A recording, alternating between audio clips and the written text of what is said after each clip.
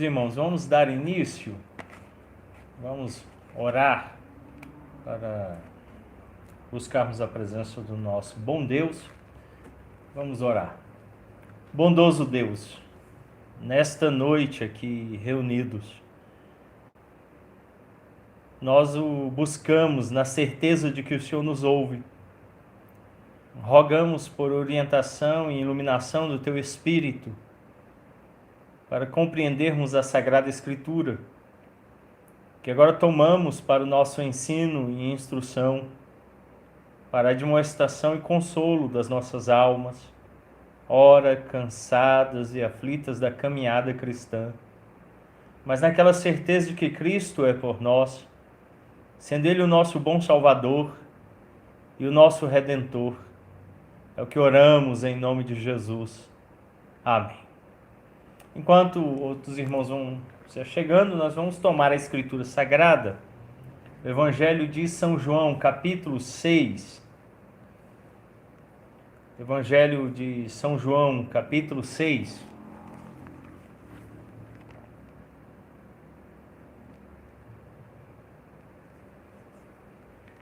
Vamos ler o verso 44. Evangelho de São João, capítulo 6, o verso 44. Diz assim a palavra do Senhor: Ninguém pode vir a mim se o Pai que me enviou não o trouxer, e eu o ressuscitarei no último dia. Vamos orar mais uma vez.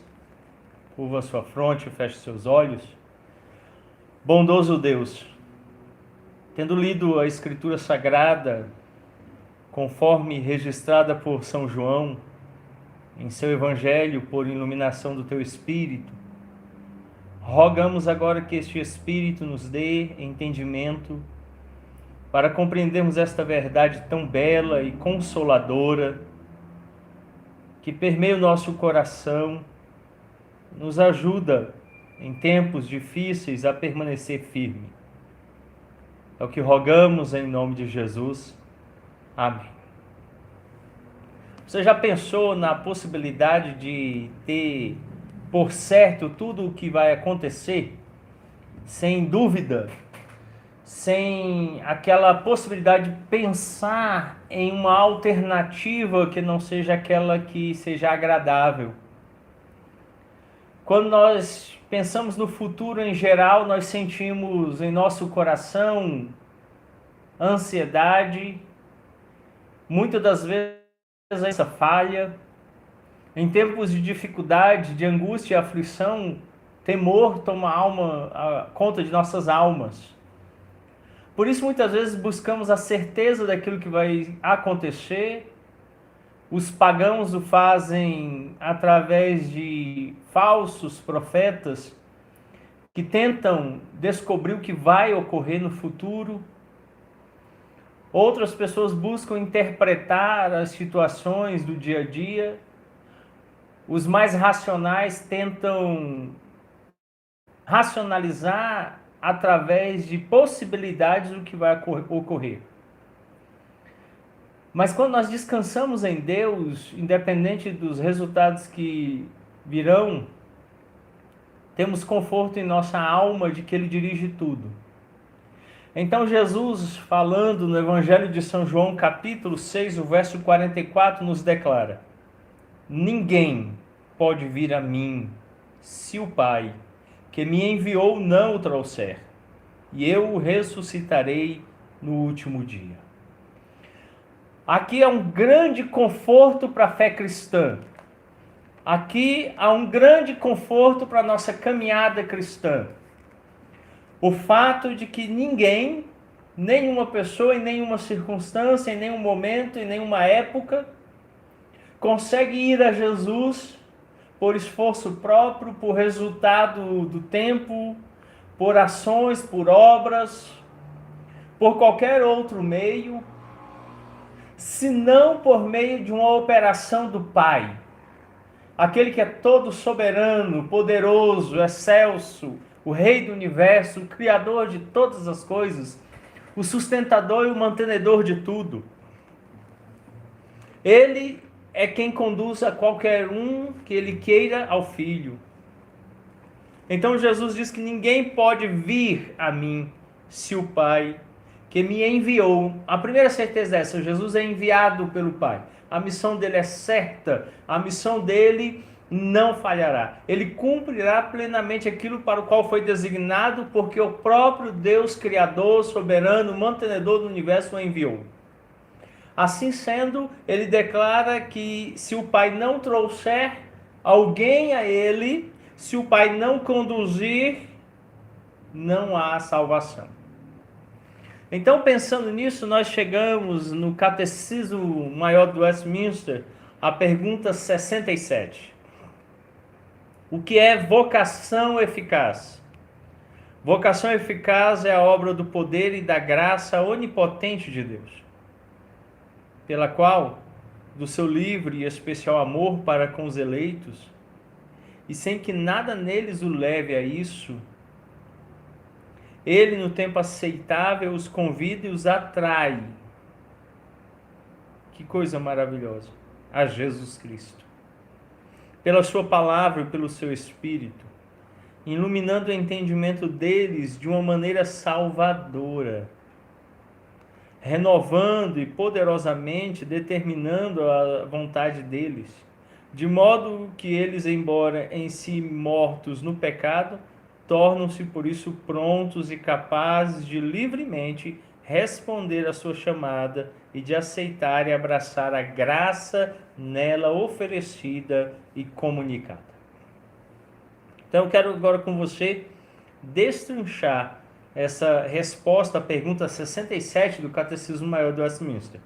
O que é vocação eficaz? A vocação eficaz é obra do poder e da graça onipotente de Deus. Quando nós lemos lá João capítulo 6, verso 44, eu comecei frisando que Deus é onipotente, Ele é soberano, poderoso, Ele é o Criador do universo, o mantenedor de todas as coisas. É nessa verdade que descansamos, é nessa verdade que repousa a certeza da salvação, é nessa verdade que repousa a nossa vocação eficaz.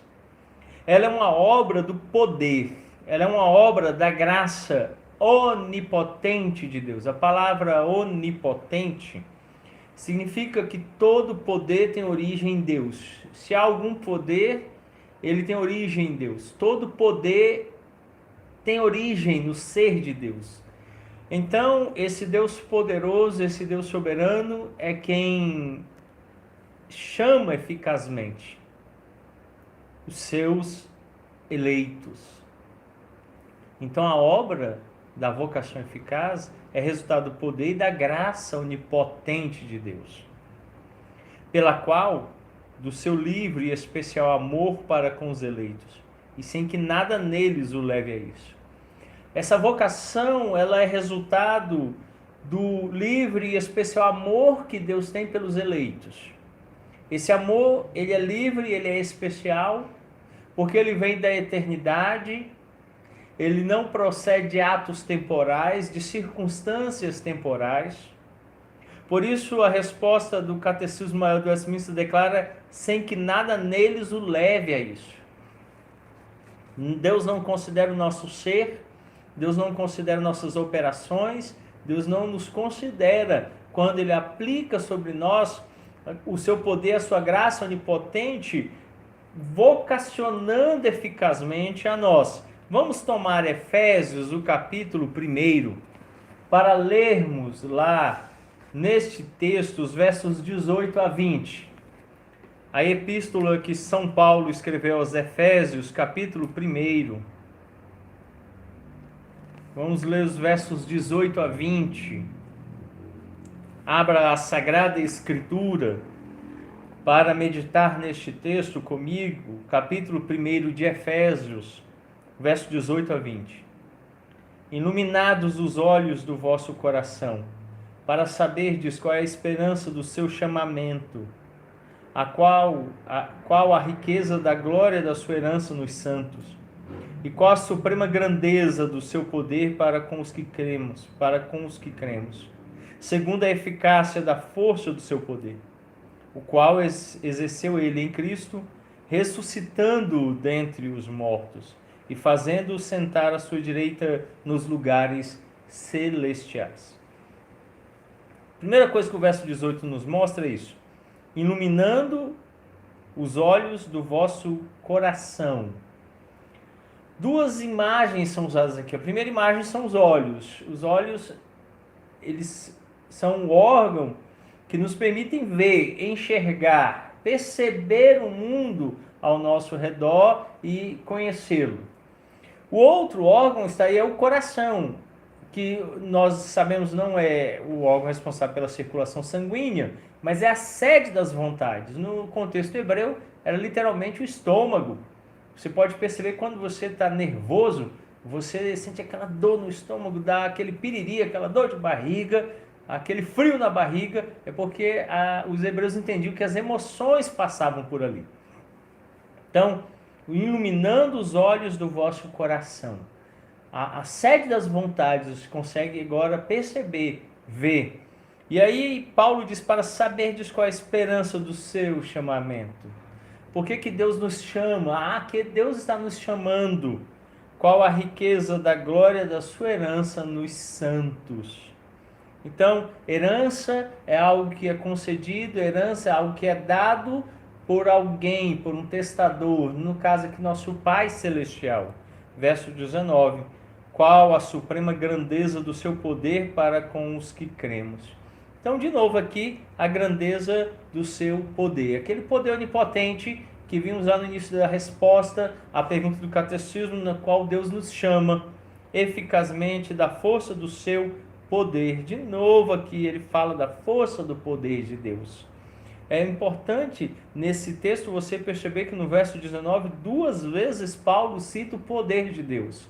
A nossa vocação eficaz está alicerçada no poder soberano de Deus. Ele exerceu isso em Cristo, ressuscitando-os dentre os mortos, fazendo assentar à sua direita nos lugares celestiais. Pela ressurreição de Cristo, pelo poder de Cristo é que nós somos chamados. Bom, então a pergunta 67, que diz o que é vocação eficaz, continua declarando: vocação eficaz é a obra do poder e da graça onipotente de Deus, pela qual, do seu livre e especial amor para com os eleitos, sem que nada neles o leve a isso, ele no tempo aceitável os convida e os atrai a Jesus Cristo. Agora, como é que esse atrair a Jesus Cristo funciona? Como é que esse atrair nos chama a Jesus Cristo? A resposta diz que pela sua palavra e pelo seu Espírito. Pela sua palavra e pelo seu Espírito. Ordinariamente, Deus chama os eleitos pela palavra, esta ligada ao Espírito Santo. O Espírito, ele opera através da palavra, não contrário à palavra. E a palavra também não é contrária ao Espírito. Ambos coadunam-se um com o outro, trabalhando juntos. Então, os eleitos são chamados pela palavra e a operação do Espírito, ambos trabalhando lado a lado. A palavra e o Espírito, então, trazem os eleitos.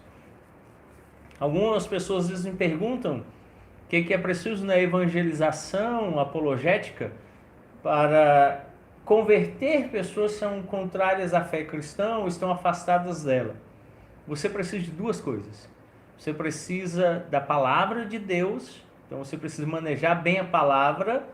Então aí a importância da escola bíblica dominical, onde nós somos formados teologicamente para trabalhar a palavra de Deus com excelência, e os estudos bíblicos, onde também conhecemos em profundidade a Escritura.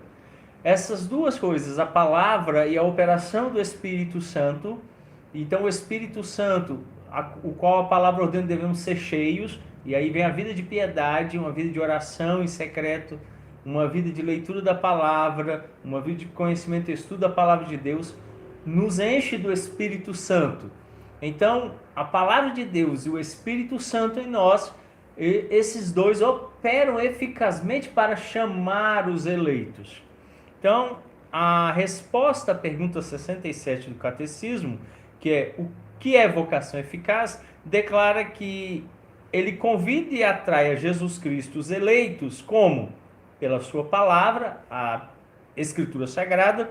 Hoje à tarde, eu, pensando aqui sobre a ideia da palavra de Deus, no sentido como verdade única, gravei um breve podcast e publiquei nos grupos da Sociedade Auxiliadora Feminina, da União Presbiteriana de Homens, da União de Mocidade, no grupo da igreja, os links, e depois o Ministério de Comunicação pode disponibilizar aqui nos comentários deste vídeo o link para que você possa ouvir a verdade na cosmovisão cristã. Quando nós estamos pensando na palavra de Deus, ela é a verdade pela qual nós podemos ver todo o mundo. Toda questão, todo assunto pode ser visto através da palavra de Deus. Quando você toma a Escritura Sagrada como a verdade absoluta, você se capacita a ver toda e qualquer outra verdade do mundo através dela. Entenda comigo, toda verdade desse mundo, ela não é verdade verdadeira. Esse é um termo da filosofia. É uma verdade que contém mentiras. Então você precisa, num mundo em queda, um mundo contaminado pelo pecado, filtrar essas verdades que foram contaminadas pela mentira. Eu vou dar um exemplo. Deus criou o sexo. Ele o fez para o casamento. O sexo foi feito bom, mas a queda o deturpou. E então mentiras entraram no que diz respeito ao sexo. Assim então, o sexo ficou contaminado. E essa contaminação do sexo, ela afeta a forma como os cristãos ou o mundo veem o sexo. O sexo então passou a dominar as pessoas, o sexo passou a ser moeda de troca, o sexo passou a ser mal utilizado. Quando eu tomo a Escritura Sagrada e estudo ela para entender o que Deus deseja acerca da relação sexual, eu então percebo qual o uso correto do sexo a partir daquilo que Deus deseja. A partir daí, então, eu posso experimentar o sexo de forma correta, da forma verdadeira como Deus o criou e para que nós o experimentemos. Ou seja, no casamento, para a felicidade do homem e da mulher, para a procriação. Então, ele ganha um lugar certo e ele é visto da forma correta. A mesma coisa, por exemplo, com os alimentos. Deus criou os alimentos para que comêssemos todos eles. Mas a queda deturpa a forma como vemos o alimento e os experimentamos. E somos dominados por eles. Então há aqueles que comem por ansiedade. Há aqueles que comem pelo prazer somente. É claro que nós experimentamos como cristãos prazer ao comer. Isso é bom. O alimento deve trazer prazer. Mas eu não devo comer depois que ele estava cheio, estava farto, saciado. Ele enfiava a mão na garganta, vomitava para comer de novo, simplesmente para sentir o prazer de comer. Então, o alimento não era para o estômago para o alimento, como diz o apóstolo Paulo. O papel do alimento não era só o sustento físico e dar prazer. Ele só tem prazer, então ele precisa comer e repetidamente comer. Se encontra no fato de que Deus criou o alimento para ele, ele se gloria em Deus. Ele se gloria no alimento. Então, a continuidade na repetição do alimento e sentir prazer no alimento, então eu experimento o alimento corretamente. Assim, ao experimentarmos a Bíblia como a verdade verdadeira, eu começo a ver o sexo, o alimento, tudo a partir daquilo que é certo. Ok?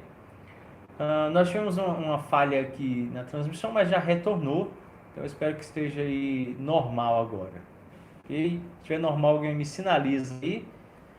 Bom, então a verdade, a Escritura, é o primeiro ponto pelo qual os eleitos são atraídos. O segundo é a operação do Espírito Santo.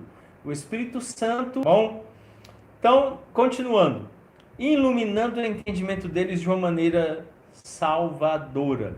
Então, o Espírito Santo vai ser o responsável por iluminar o entendimento das pessoas. O Espírito Santo, ele concede a compreensão das verdades escriturísticas. Quando você abre a Bíblia, a primeira coisa que você tem que fazer é orar. Orar para que Deus conceda entendimento pelo Espírito dele a você.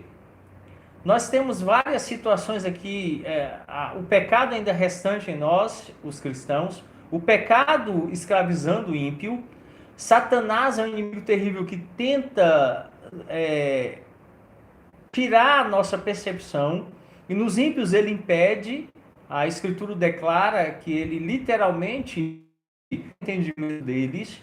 Nós temos um mundo em queda que tem muitas maneiras de impedir o cristão da Escritura e que muitas na vida do ímpio para que ele não perceba as verdades da Escritura. Então, o que nós precisamos fazer é rogar que o Espírito Santo abra o entendimento do incrédulo e que o Espírito Santo nos dê entendimento. Ele opera assim, ele concede essa graça. Então, continuando, a resposta da pergunta se a educação eficaz é aberto, mas o entendimento é aberto de forma salvadora. O que significa isso? Nós não temos só uma compreensão intelectual da Escritura. Não é só uma compreensão teológica das Escrituras, é uma compreensão salvadora.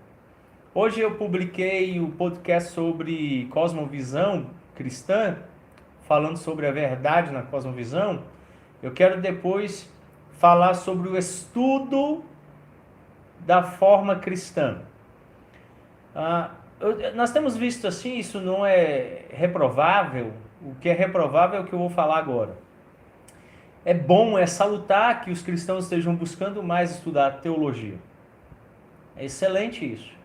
Eu fico maravilhado com o fato de que nunca se vendeu tanto livro de teologia como nos nossos dias.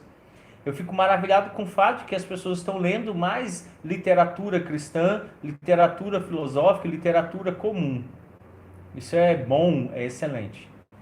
A pergunta que eu faço é um motivo. Qual o motivo das pessoas estarem lendo?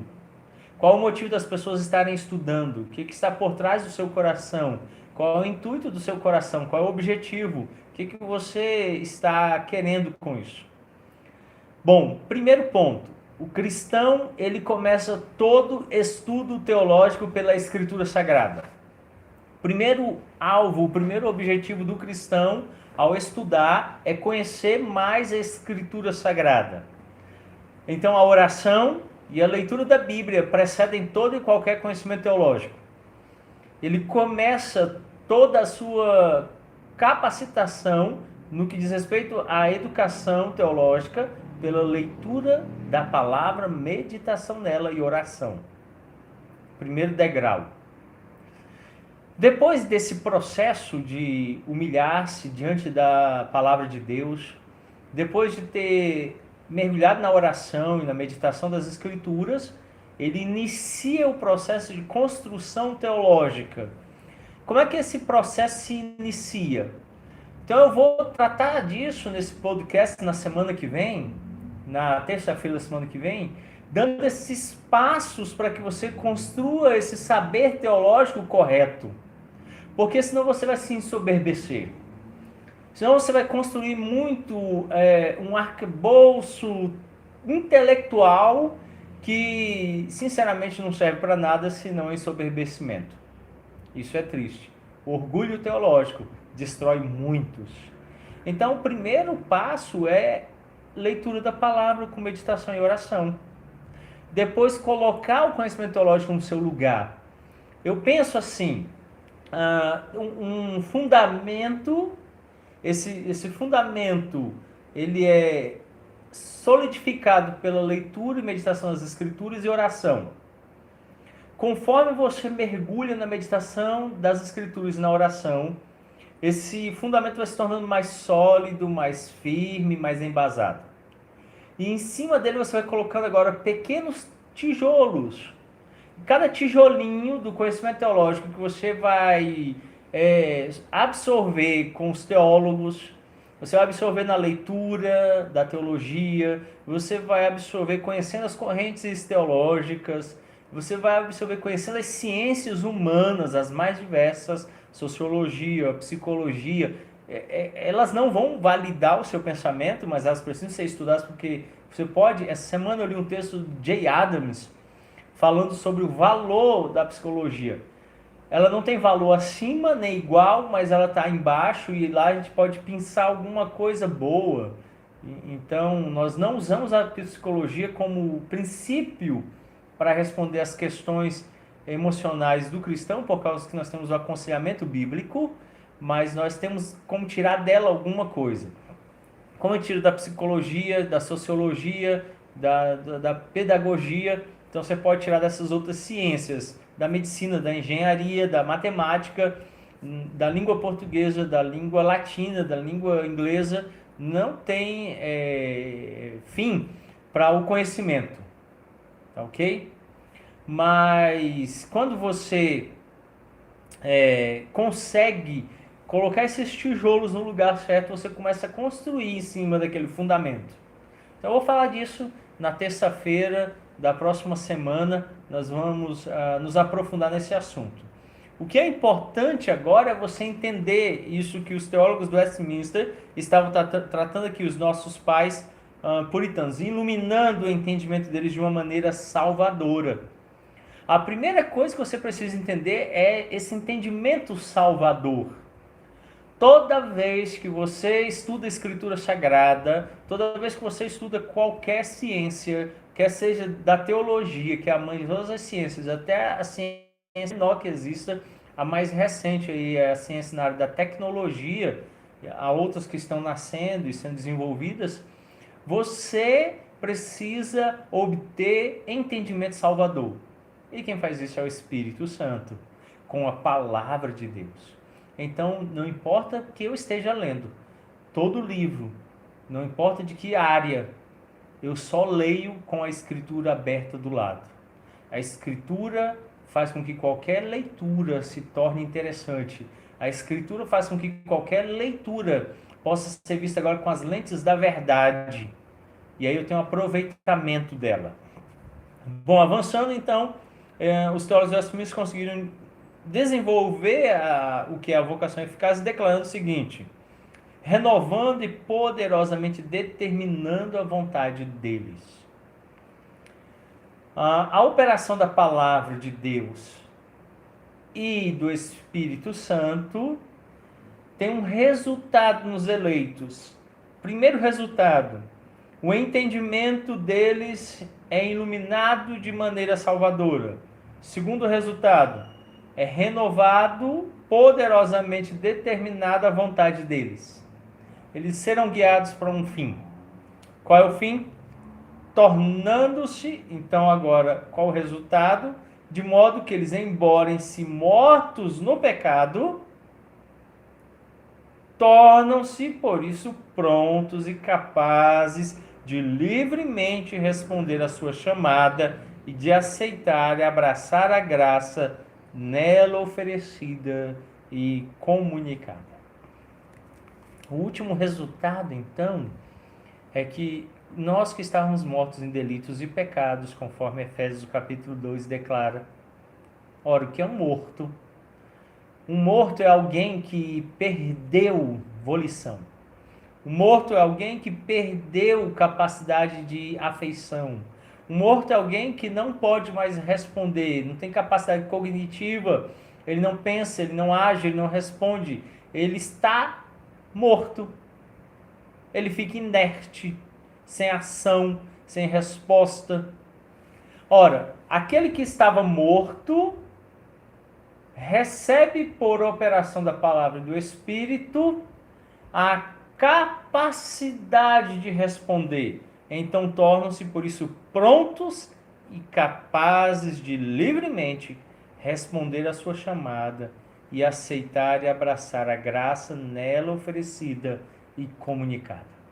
Então agora eles tomam a graça, agora eles recebem a graça, eles, por essa operação da palavra de Deus e do Espírito, se tornam prontos para receber.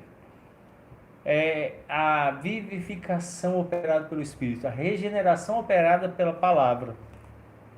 Vamos ver isso em Filipenses, o capítulo 2, o verso 13. Abra sua Bíblia lá, a Epístola São Paulo aos Filipenses, para lermos o texto do capítulo 2, o verso 13. Filipenses capítulo 2, verso 13.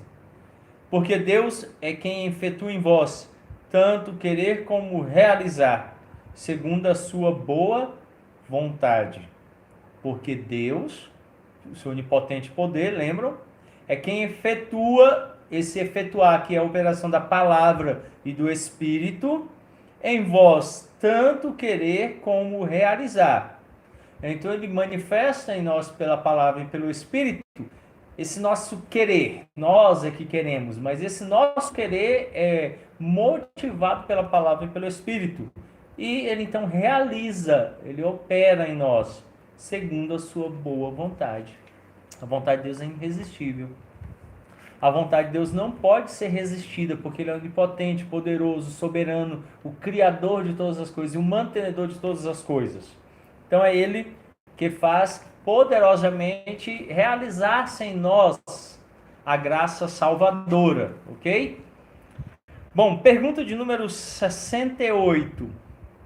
Os eleitos são os únicos chamados eficazmente?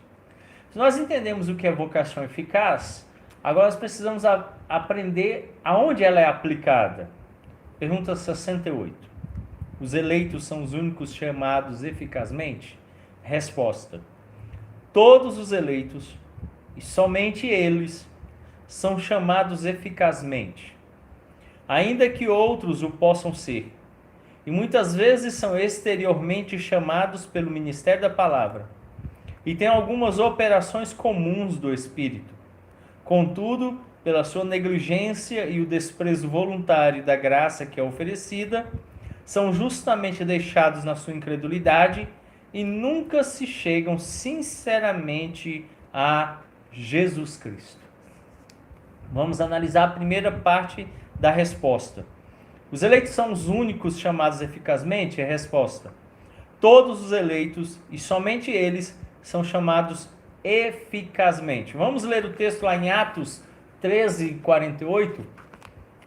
Atos dos Apóstolos segundo São Lucas, o capítulo 13, o verso 48. Abra sua Bíblia lá, Atos 13, 48. Os gentios, ouvindo isto, regozijavam-se e glorificavam a palavra do Senhor. E creram todos os que haviam sido destinados para a vida eterna. Então, o que Lucas registra em Atos 13, 48 é aquela primeira parte da resposta à pergunta 68. Todos os eleitos, e somente eles, são chamados eficazmente. O verso 48 do capítulo 13 de Atos diz assim: os gentios, então a expressão gentios denota aqueles que estavam fora do povo de Deus, não estavam em relação com ele, em aliança com ele, eram os incrédulos, os ímpios. Os gentios, ouvindo isto, ouvindo o quê? Regozijavam-se em quê? E glorificavam o quê? A palavra do Senhor. Então, a palavra de Deus tinha sido pregada a eles. E ao ouvirem a palavra de Deus, que é anunciada aí no verso 47, olha o que diz: porque o Senhor assim nolo determinou. Eu te constituí luz dos gentios, a fim de que sejas para salvação até os confins da terra. O verso 47 é Isaías 42, 6 e Isaías 49, 6. Esse texto bíblico utilizado na pregação é que, ouvido, levou a regozijo e glorificação por parte dos gentios da palavra do Senhor. E o resultado? Creram todos os que haviam sido destinados para a vida. Aqueles que haviam sido eleitos por Deus creram. Aqueles que haviam sido destinados creram. Vamos avançar na resposta da pergunta 68. Ainda que outros o possam ser, e muitas vezes são exteriormente chamados pelo ministério da palavra e tenham algumas operações comuns do Espírito, contudo, pela sua negligência e o seu desprezo voluntário da graça que é oferecida, são justamente deixados na sua incredulidade e nunca se chegam sinceramente a Jesus Cristo. Então, além do grupo dos eleitos que são chamados e destinados para isso, aqui se apresenta um outro grupo. O grupo daqueles que possam ser, muitas vezes, exteriormente chamados pelo ministério da palavra. Olha o que diz Mateus 22:14. Abra sua Bíblia lá.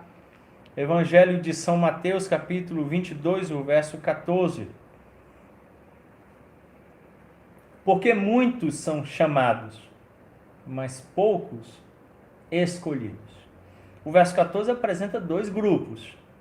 O primeiro grupo é de que muitos são chamados, mas poucos escolhidos. Então, a distinção. Apesar de terem sido muitos chamados, poucos são escolhidos. Eu já vi muitas pessoas que se maravilham com a palavra. Como a Bíblia é bonita, que pregação bonita, que mensagem bonita. E logo depois já estão pecando. E permanecem nessa vida de pecado.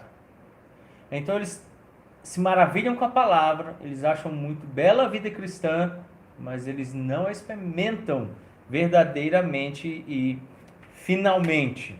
Bom, além disso, diz que eles experimentam algumas operações comuns do Espírito. Que operações comuns são essas? Mateus capítulo 13, versos 20 a 21. Evangelho de São Mateus capítulo 13, versos 20 a 21. Abra sua Bíblia para lermos. Mateus capítulo 13, verso 20 a 21. O que foi semeado em solo rochoso, esse é o que ouve a palavra e recebe logo, com alegria, mas não tem raiz em si mesmo, sendo antes de pouca duração. Em lhes chegando a angústia ou a perseguição por causa da palavra, logo se escandaliza. Então aqui está a característica desse daqui. Qual é a operação do Espírito que ele está experimentando aqui? Alegria.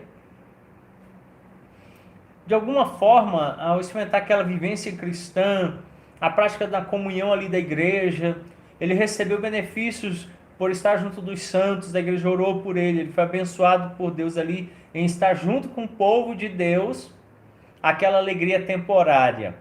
Porque o texto declara no verso 21 que chegando a angústia ou perseguição por causa da palavra, logo se escandaliza.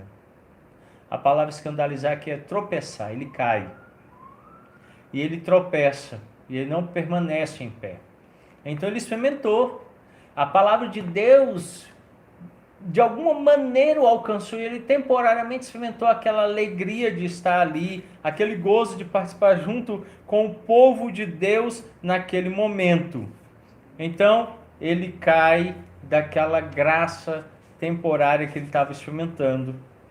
Bom, não sendo ele um eleito, ele estava destinado a isso mesmo. Então continua o texto, diz assim: contudo, pela sua negligência e o desprezo voluntário da graça que é oferecida, são justamente deixados na sua incredulidade e nunca se chegam sinceramente a Jesus Cristo. Vamos ver outro texto que vai nos ajudar nisso.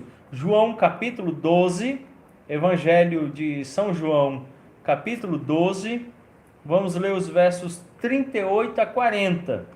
Evangelho de São João capítulo 12, os versos 38 a 40. Para se cumprir a palavra do profeta Isaías, que diz: Senhor, quem creu em nossa pregação? E a quem foi revelado o braço do Senhor? Por isso, não podiam crer, porque Isaías disse ainda: cegou-lhes os olhos e endureceu-lhes o coração, para que não vejam com os olhos, nem entendam com o coração, e se convertam e sejam por mim curados. Esse último grupo aqui, ele está destinado a permanecer no estado de dura cerviz. ele não pode, por operação da palavra e do Espírito, crer final e verdadeiramente em Cristo. Ele é destinado a esse estado. E por que ele é destinado a isso?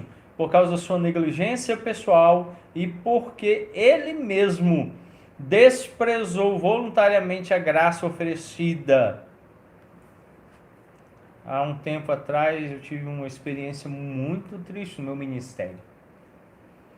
Pela primeira vez no meu pastorado, uma pessoa que tinha professado a fé cristã, sido batizada, participado de vida na igreja, depois de alguns anos me procurou desejando desligamento. Não o desligamento da igreja local, mas ela queria definitivamente deixar a igreja. Então eu a exortei de que fazendo isso, ela estaria apostatando da fé. Ela não seria mais reconhecida como membro da igreja de Cristo. E que para retornar seria necessário de novo pública profissão de fé e batismo. Essa pessoa olhou para mim e declarou que sim, era isso que desejava. Então ela escreveu uma carta de próprio punho, renunciando à vida cristã. É triste isso. Mas o nome desta pergunta diz que um desprezo voluntário da graça que é oferecida. Como é triste saber que alguém possa desprezar a graça de Cristo oferecida. E então essa pessoa deixou de ser membro da igreja, afastou-se dos caminhos do Senhor e tem vivido em impiedade. Concluímos aqui então essas duas perguntas. Nós vamos orar. Se você tem alguma pergunta, se você quer nos enviar alguma pergunta, você pode fazê-lo agora, após a oração, eu estarei respondendo. Vamos orar. Bondoso Deus, obrigado por este tempo na Tua presença, pela Escritura lida, pela certeza de que Deus é quem nos chama para si e aplica a nós a salvação por intermédio de Seu Filho Cristo Jesus, usando a palavra, o Espírito como meios para nos dar esta graça salvadora. Sustenta-nos na fé. Nós rogamos e pedimos isto em nome de Jesus. Amém. Bom, se você tem alguma pergunta, você pode enviá-la aqui para que nós estejamos respondendo. Então, eu fico aí no aguardo da sua pergunta e enviando aqui eu estarei respondendo, tá bom? Hoje eu só chat online, não estou aqui com acesso ao WhatsApp para receber lá no grupo da igreja. Então, se você tem alguma pergunta, igual que nós vimos hoje no nosso estudo, eu fico aqui no aguardo, se talvez possam ser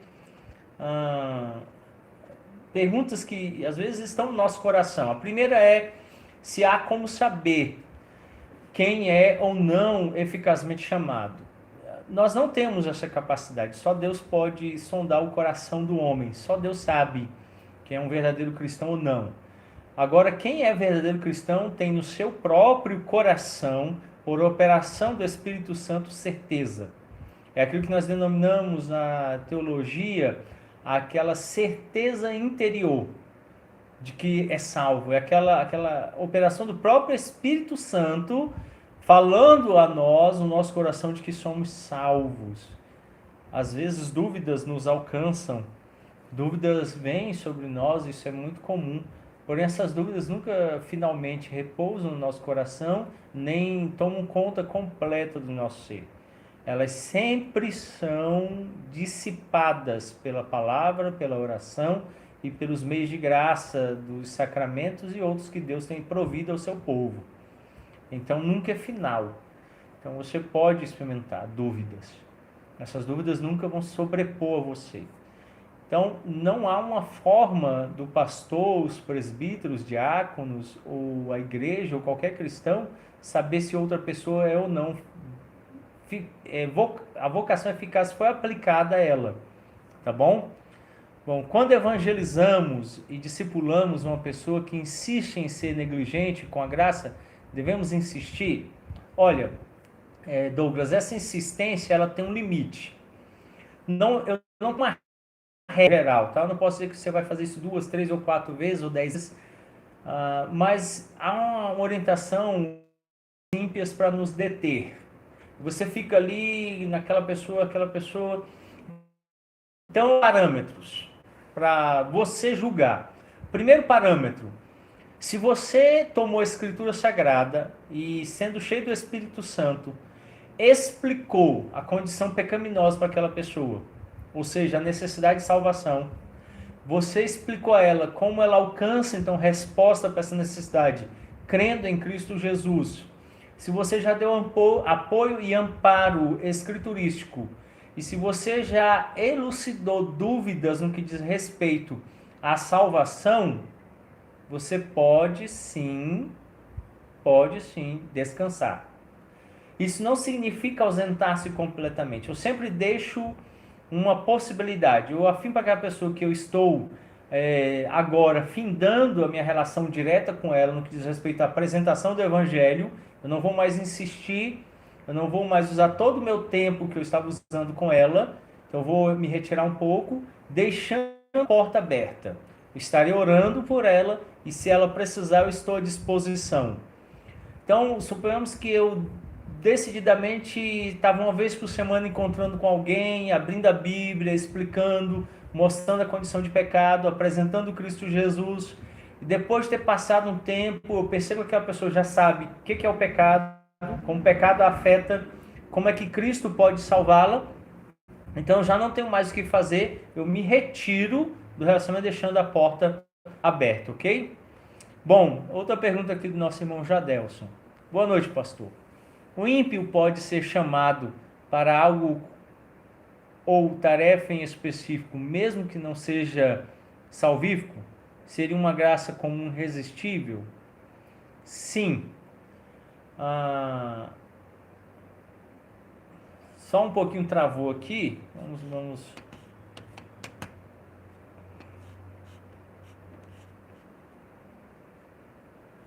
Ok. O pessoal está dizendo que está funcionando, então vamos avançar aqui. Por exemplo, o rei Ciro, ele foi chamado, ele era ímpio. Então a graça comum operou sobre ele. A doutrina da graça comum, ela não só restringe o pecado, como ela utiliza instrumentos ímpios e pagãos a favor do povo de Deus. Então pode ser temporariamente chamado instrumento. Vou dar um outro exemplo. Vamos pegar Judas. Judas, ele foi apóstolo. Pedro foi apóstolo. E Pedro diz que a Escritura diz que Satanás usou Pedro. Pedro negou a Jesus 3 vezes. Depois disso é que ele realmente se converteu. Então, temporariamente, na impiedade dele e Judas na sua impiedade foram usados. Então, Deus pode usar ímpios temporariamente para manifestar a graça dele. Então, isso é possível sim. Não duvide disso. De que ímpios possam ser temporariamente usados como instrumentos, tá bom? Vamos ver se tem mais alguma pergunta. Então eu acredito que eu tenha respondido lá. A insistência, ela finda quando a pessoa tem compreensão. Você deve continuar orando e deixar a porta aberta. O ímpio pode ser usado na graça comum por Deus a favor do seu povo, ou até das pessoas em geral, né? Toda a humanidade, temporariamente. Não duvide disso. Bom, alguma outra pergunta ou alguma outra dúvida? Porque nós já estamos chegando aí próximo do fim. Bom, aí da vocação eficaz, quando alguém de pronto não aceita nem que você inicie uma evangelização, o que deve ser feito?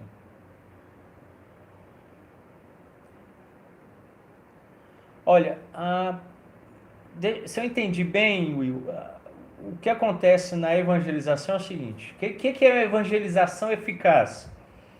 Primeiro ponto da evangelização eficaz, ela sempre inicia com a escritura sagrada, sempre. Ela não pode ter um outro início. Então eu vejo algumas pessoas falando assim: eu fiz um teatro, eu fiz um almoço na igreja, nós fizemos um cinema para atrair as pessoas. Então ele atrai com uma armadilha. Não. Sempre apresente-se com a Bíblia, falando: eu quero tomar aqui a Bíblia para te mostrar uma verdade. Qual a verdade inicial que você vai mostrar com a Escritura para essa pessoa? Primeira verdade, que ela está em pecado. Você precisa apontar o pecado. Ela precisa entender que ela necessita de salvação. Ela precisa ser salva. É a primeira coisa. Ok? Segunda coisa, ao entender o estado de queda dela, ao entender a sua condição de pecado, ela precisa de uma resposta salvadora. Então agora você tem que anunciar Cristo Jesus. Depois você precisa unir esses dois, né? O estado de condição pecaminosa e o estado de salvação em Cristo. E aí você precisa conduzi-la a um entendimento pessoal de que ela precisa receber Jesus. Isso nem sempre vem com uma assertiva, isso nem sempre vem com uma resposta positiva ao Evangelho. Às vezes isso vem tardiamente, isso vem posteriormente. Um planta, o outro rega e o outro colhe. Então eu descanso sempre quando eu entendo que aquele que eu estava evangelizando ou anunciando compreendeu o que é a condição pecaminosa dele, o que é o estado de queda, e entendeu o que é a salvação em Cristo Jesus. Ao entender esses dois aspectos biblicamente, eu fiz a minha tarefa de anunciar Jesus Cristo. Então eu descanso. E aí eu posso deixar os resultados com Deus. Ok? Eu espero que tenha sido isso, que você tenha perguntado. Tá? Se não foi, é a oportunidade aí de enviar. Mas eu acho que é isso. Quando alguém de pronto não aceita nem que você inicie uma evangelização, que deve ser feito. Então, agora eu consegui pegar. A apologética, tá? Há pessoas fechadas, às vezes por operação do diabo, às vezes algumas pessoas que o diabo fecha o coração, fecha o entendimento. Há pessoas que foram treinadas para isso, né? Seitas, Testemunhos de Jeová, católicos apostólicos romanos, eles já começam o diálogo, às vezes, não quero ser crente, eu não quero ouvir sua posição, não quero entrar nesse campo. Você não precisa entrar batendo de frente. Vai aproveitando as portas que se abrem. O que são portas que se abrem? Você chega no seu lugar de trabalho e encontra uma pessoa que está triste. Você encontra uma pessoa que ela, por causa do pecado, está colhendo um resultado daquilo. Então vamos pegar aqui. Pegar aquele exemplo que eu dei hoje no estudo bíblico. A pessoa tem uma visão deturpada da relação sexual. Sendo solteiro, ele manteve relação sexual com a sua namorada. Quais são os pecados aí? Primeiro pecado, ele quebrou a lei de Deus, que Deus determina que o sexo é para o casamento. Segundo, ele diminuiu o próximo. Ele entendeu o próximo como algo que pode ser usado para o benefício pessoal dele, sem responsabilidade, sem estar ligado àquela pessoa, sem amor sincero. Ele usou aquela pessoa para satisfação própria. E aí ele gera um resultado ruim, a pessoa ficou grávida. Aí você chega lá, ele está triste, vira e fala assim, Will, eu não estou bem, minha namorada ficou grávida, minha relação está conturbada, eu estou triste, eu não estou me sentindo bem. Ele abriu a porta para que você entre agora para mostrar para ele que o que ele estava praticando é pecado, desagrada a Deus e que Deus tem uma proposta de restauração para ele em Cristo Jesus. Mesmo que alguém não queira, ele vai abrir o coração, porque ele está passando por aquilo. Então, geralmente essas pontes, as portas, são o estado pecaminoso e as consequências do pecado. O resultado do pecado é a morte.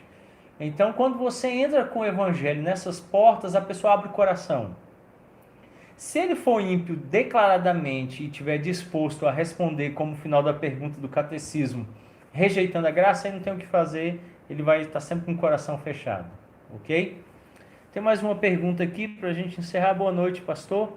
Como é que calcula o dízimo de um profissional liberal, pois não há um salário fixo mensal oscilando mês a mês? Primeira questão, eu quero ler para você o que o apóstolo São Paulo diz lá na segunda epístola dele aos Coríntios, capítulo 9. A segunda epístola que São Paulo escreveu aos Coríntios, o capítulo 9. O verso 7. Cada um contribua segundo tiver proposto no coração, não com tristeza ou por necessidade, porque Deus ama a quem dá com alegria. Então está aqui o princípio para qualquer um, quer seja profissional liberal ou não.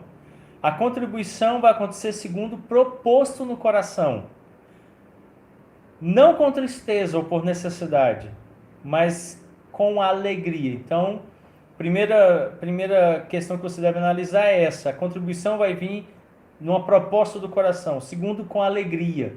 Ela deve ser sempre resultado de ações de graças. Ela deve ser sempre um resultado da alegria no coração, aquilo que está proposto no coração. O que Deus propôs para você? É claro que nós trabalhamos com os 10%, porque a falta de princípios cristãos, na maioria dos crentes, exime.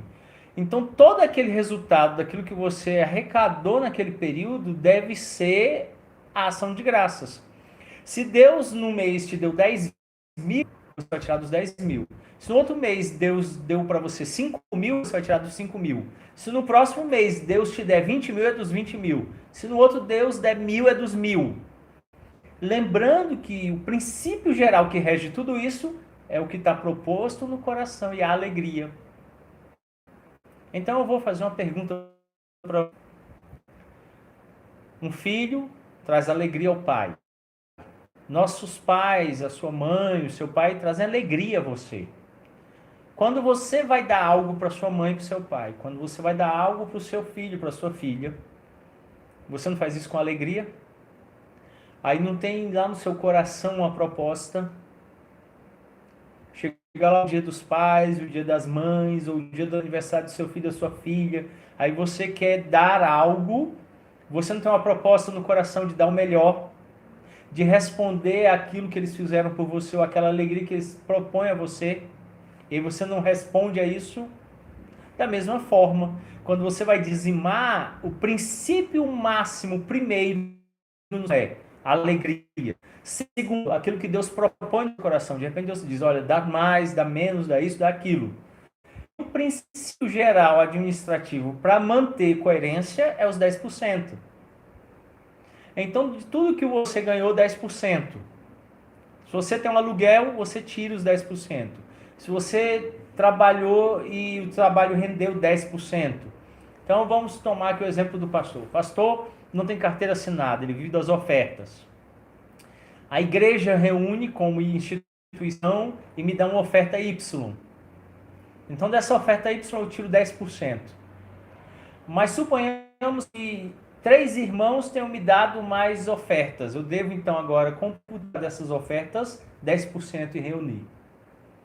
Então, dos 10% que a igreja me deu, mais 10% daquilo que aqueles 3 irmãos me deram, eu tiro de cada um 10%. Mas se Deus propor no meu coração dar mais, eu dou mais.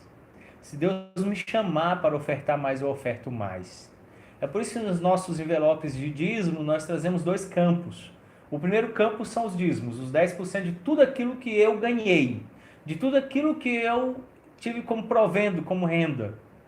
E no outro campo são as ofertas voluntárias. Então Deus fala no meu coração para ofertar, eu oferto. Às vezes eu oferto os missionários, às vezes eu oferto o pastor da igreja, às vezes eu oferto uma oferta especial para uma situação, por exemplo, agora a igreja está sendo pintada. E eu, por ver aquela beleza e presenciar aquele ambiente novo que está me acomodando para adorar a Deus, eu decido ofertar em relação à pintura da igreja.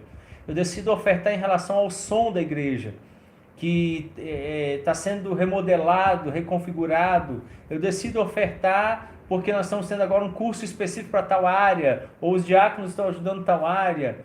Então, eu oferto de maneira àquilo que está proposto no coração, ok?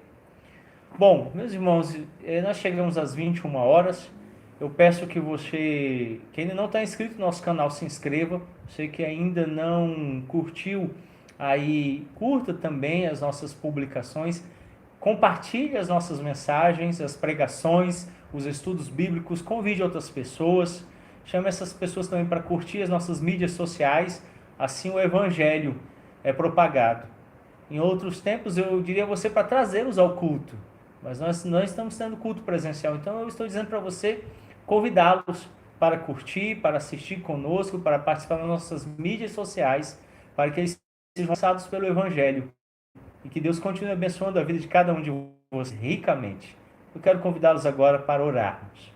Bondoso Deus, se infinda agora este nosso tempo aqui reunidos, juntos, para buscarmos a orientação do Espírito no estudo da palavra.